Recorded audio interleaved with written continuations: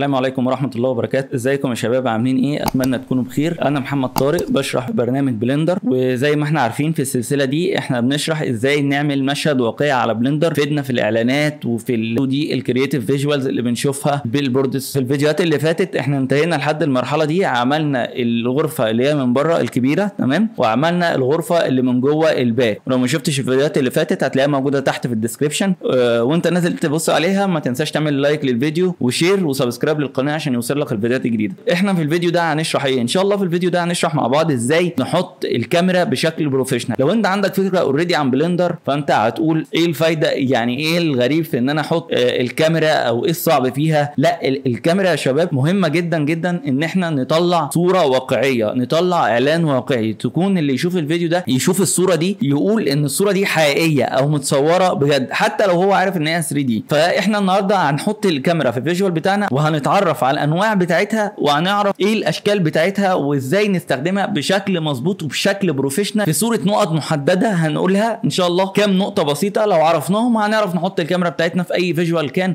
وازاي نحلل الفيجوال بتاعتنا، وازاي نختار الكاميرا اللي احنا نستخدمها في الفيجوال بتاعنا.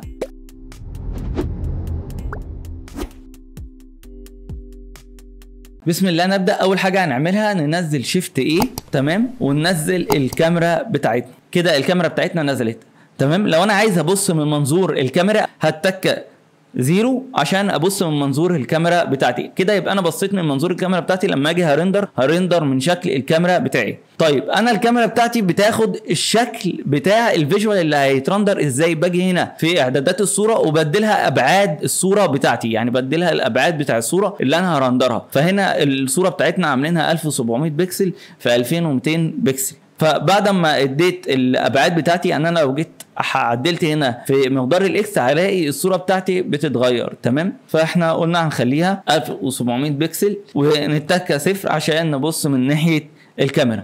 طيب دي اول معلومه. تاني معلومه، لو انا بصيت على الكاميرا عايز اخش بقى في الاعداد بتاعتها، باجي هنا في الايكون بتاعت الكاميرا بدخل فيها، بلاقي اول حاجه في التابه بتاعت اللينس التايب. اول حاجه في التايب بلاقي 3 انواع. اول حاجه البرسبكتيف. ايه هي البرسبكتيف؟ البرسبكتيف اللي هي بمنظور البني ادم الطبيعي تمام، زي ما انت بتشوف الحاجه قريب فابعد او فاقرب. دي البرسبكتيف، يعني بنشوف الابعاد بتاعت الاشياء، القريب بيبقى اكبر والبعيد بيبقى اصغر. كاميرا البرسبكتيف بنستخدمها فين؟ بنستخدمها لما بنصمم صور واقعيه تمام، او بنستخدمها في الافلام الانيميشن، او في الافلام السي جي اي، في الفي اف اكس والكلام ده كله، عشان بنبقى عايزين الحاجه تبقى واقعيه اكتر. بنستخدمها في الانيميشن او في الافلام السي جي اي، الاعلانات الفي اف اكس. طيب بالنسبه للاورثوجرافيك، الاورثوجرافيك ده نوع تاني ما بيدينيش اي ابعاد في الصوره، بيحسسني ان الصوره فلات ما بقتش 3 دي الحقيقيه للصوره. يعني لو الستاره دلوقتي اكبر فعلا من الباك هلاقي ان الستاره اكبر من الباك. طب لو انا عملتها برسبكتيف هلاقي ان الستاره صغرت والترابيزه كبرت قوي، لان الترابيزه قريبه والستاره بعيد. لكن الاورثوجرافيك بيديني الابعاد كانها صوره 2 دي مش 3 دي، وبيديني الابعاد بالصوره الحقيقيه بتاعتها تمام. ودي بنستخدمها اكتر في الصور الايزومتريك، وزي مثلا اللعبه بتاعت ماينكرافت، او الحاجات الايزومتريك عموما. النوع ده الارت بنستخدم منه الاورثوجرافيك. اما البانوراميك فده بنستخدمها في الفيش اي، بنستخدم الصوره دي في المنظور اللي هي العدسه الفيش اي بتاعه السمكه، يعني منظور السمكه، وبيعمل لي زي دوران كده وبيديني الصوره كانها مسحوبه من النص. ودي قليل يعني لما بنستخدمها. لو هنستخدمها مثلا في فيجوالز عايز اعمل منها اطلع منها منظور مختلف او شكل كرييتيف اكتر، زي اللي بعرضها معاكم على الشاشه، فدي بنستخدم فيها الفيش اي. احنا دلوقتي في الاد اللي احنا بنعمله ده، الاعلان اللي احنا بنعمله ده، هنستخدم انهي كاميرا؟ احنا دلوقتي هنستخدم الصوره، عايزين نطلع اعلان واقعي، فهنستخدم الكاميرا الواقعيه اللي هي البرسبكتيف تمام. تاني حاجه من نوع الكاميرا بينزل عندي هنا الفوكال لينز. طبعا اغلب الناس وهي بتشتغل ولو هي مش فاهمه كويس بتبقى بتقعد تلعب في الفوكال لينز، تقرب وتبعد وهي مش فاهمه ايه الفوكال لينز ده. عارفين ان هو الزوم مش اكتر، لكن احنا عايزين نحدد الفوكال لينز بتاع الفيجوال بتاعنا بشكل احترافي اكتر. طيب هيتقسم عندنا ل3 اجزاء. لو اقل من ال 18 ملم تمام، ال 18 مللي يبقى العدسه بتاعتي واسعه. يعني لو نزلنا كده عن ال 18 هنلاقي ان العدسه بتاعتي وسعت وجابت كل المشهد، وهنلاقي ان في ديستورشن جامد جدا في المشهد واتخطف كده ناحيه النص اكتر تمام.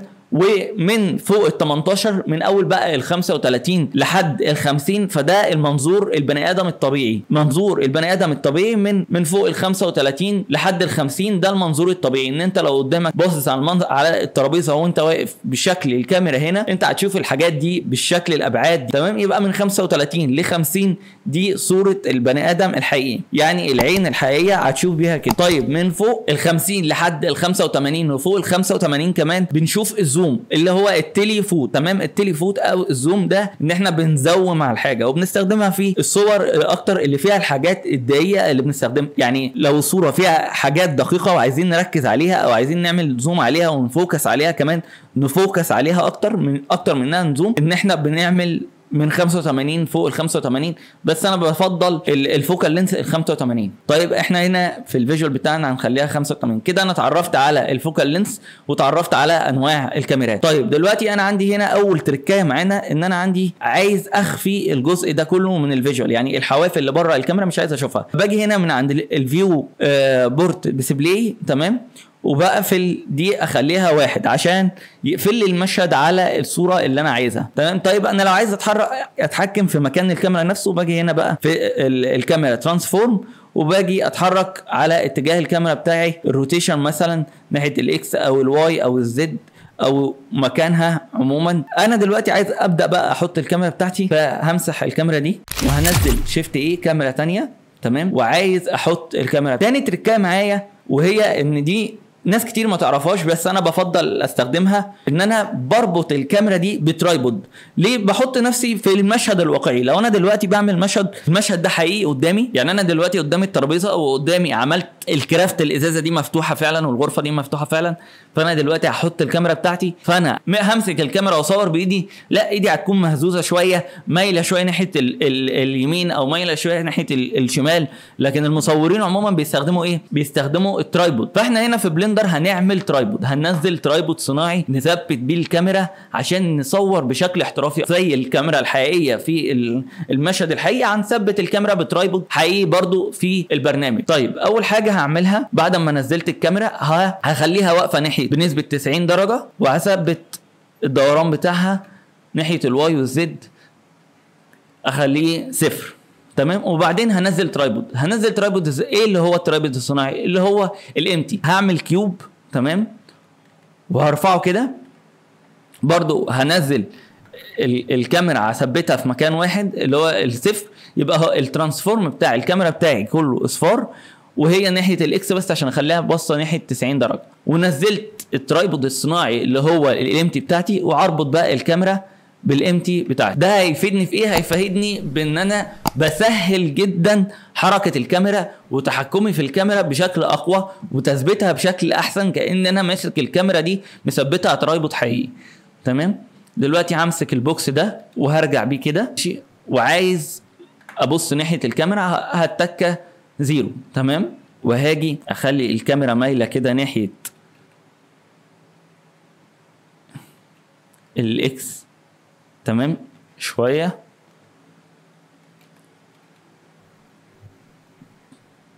تمام. لو احنا شايفين يا شباب هنلاقي ان الكاميرا بتاعتنا ثابته بشكل قوي جدا وانها مركزه على الجزء، وكمان انا حركتها بشكل بسيط وركبتها بالترايبود. طيب هاجي هنا في الكاميرا وهقفل الباس بارت اوت ده، اخليه اوت، اخليه مضلم خالص عشان اشوف السين بتاعي من جوه تمام. طيب دلوقتي انا عامل الفوكال لينس بتاعي 50، لا انا عايز ازوم على الاجزاء اللي جوه اكتر، بحيث ان انا هعمل اوقف شخص جوه او كده، فانا هزوم على الشخص من جوه، فهعمل الفوكال لينس بتاعي 85 تمام، وهبعد بالكاميرا بالترايبود نفسه، هبعد بقى بالترايبود نفسه تمام. احنا هنا ده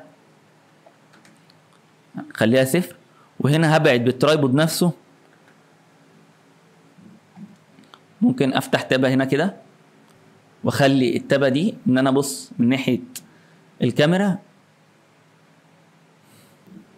كده. انا ظبطت الكاميرا بتاعتي على الفيجوال بشكل مظبوط، حطيت الكاميرا وربطتها بالترايبود. الكاميرا بتاعتي زي ما قلنا متصفره، احنا بس حركنا الترايبود نفسه وثبتناه في المكان المظبوط. تمام.